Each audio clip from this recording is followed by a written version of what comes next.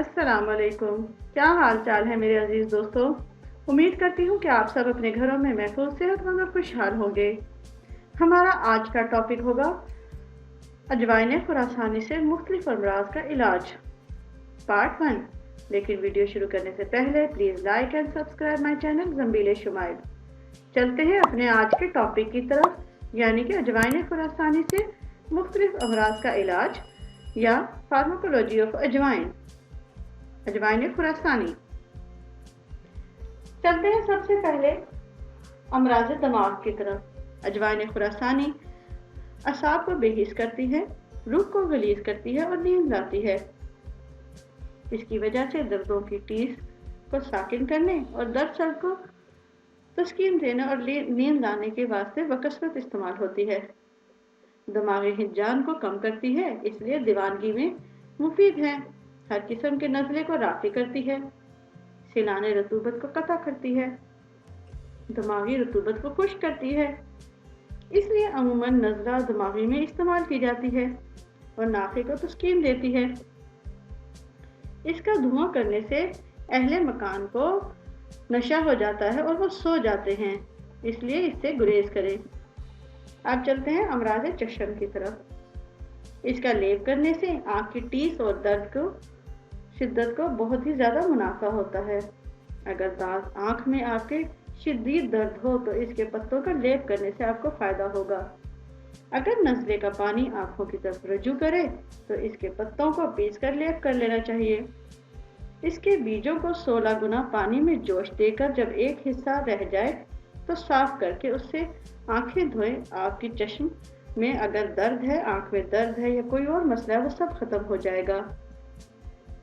अब चलते हैं कान के दर्द की तरफ। इसका अरक या असारा शहद या सिरके के साथ कान के हर तरह के दर्द को तस्कीन देता है, मगर ख्याल रखें कि ये असारा या इसका जूस जो है वो गर्म होना चाहिए, नीम गर्म। अब चलते हैं दांतों की तरफ। अमराज दहान में इसके जुशांदे में सिरका और रोकने गुल की मिलाकर कुलिया करने से दांतों के हर तरह के दर्द को नफा पहुंचता है।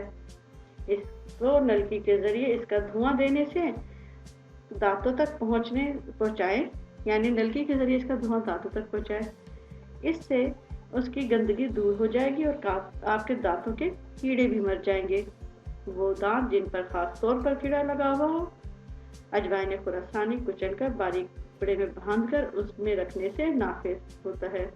इसके अलावा अगर वो थोड़ी थोड़ी अजवाइन खुरासानी थोड़ी देर बाद खाते रहेंगे तो उनके लिए बेइंतहा मुफीद होगी। अब चलते हैं अमराज तनफ्फुस की तरफ। ये बलगमी खांसी के लिए बेइंतहा मुफीद है और बलगम में खून आने को दफा करती है, दमा और खांसी में मुस्तअमिल है। अज़ाए तनफ्फुस पर मस्कन असर करती है, खास तौर पर सांस लेने वाली तमाम बीमारियों को ये खत्म करती है। अब चलते हैं अमराज मादा और अम्मा की तरफ। ये सद्दे की रतूबत को खुश्क करती है और खुश्की ज्यादा करती है, हाजिम है। इससे मैदे का दर्द को तस्कीन होती है। सुबह के वक्त थोड़ा सा गुड़ खाकर ऊपर से पानी पी लेने से पेट के कीड़े निकल जाते हैं। ये पेचिश को रफा करती है, इसलिए तेज और खराश वार मुसहल दवाओं के साथ इसकी इस्लाह के लिए इसे इस्तेमाल किया जाता है और इसे शामिल भी किया जाता है तो ज़्यादा बेहतर रहेगा। कॉलिंज के दर्द में इसका लेप करने से फ़ायदा होता है। अम्मा की हरकत अद्वियात को तेज करती है और पेचिश को कम करती है। गुर्दा और अलाते बोल के मरीजों की सोजिश और दाफे को दर्द को दफा करती है। ये मस्कन के तौर पर इस्तेमाल करना बहुत मुफीद है और मस्कन तासीर रखता है। ये कसरत बोल को यानी बहुत ज़्यादा पेशाब को रोक देती है।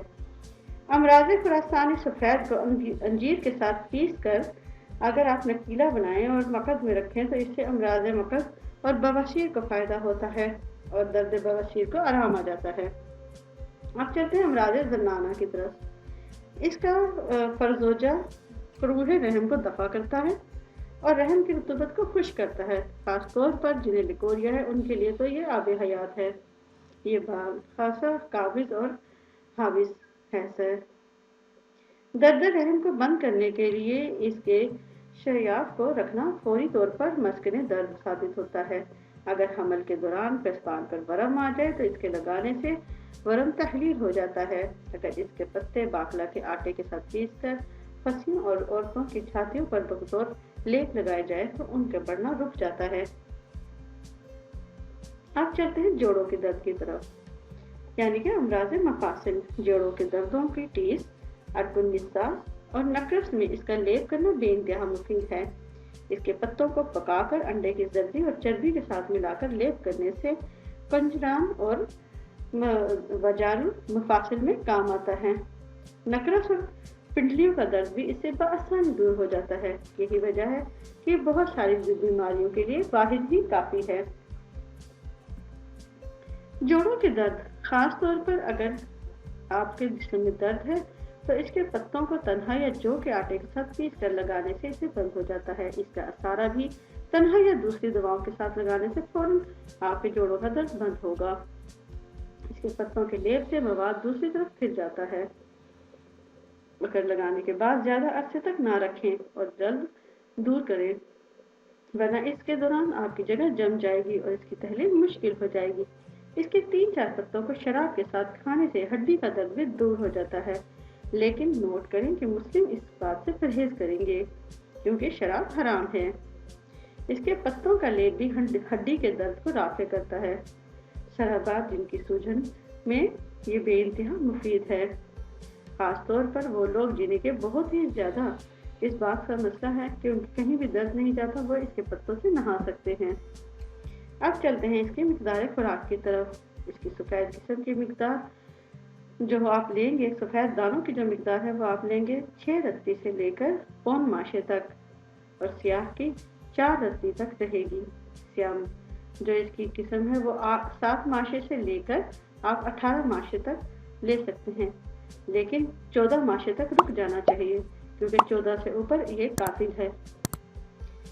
ہم اس نسخہ جات کو بیان کرنے سے بیشتر آپ کو یہ بھی بتا دیں کہ یہ ایک زہریلی قسم ہے اور اسے کھانے سے یہ بھی ہو سکتا ہے کہ انسان مر بھی سکتا ہے، اس لیے احتیاط لازمی ہے۔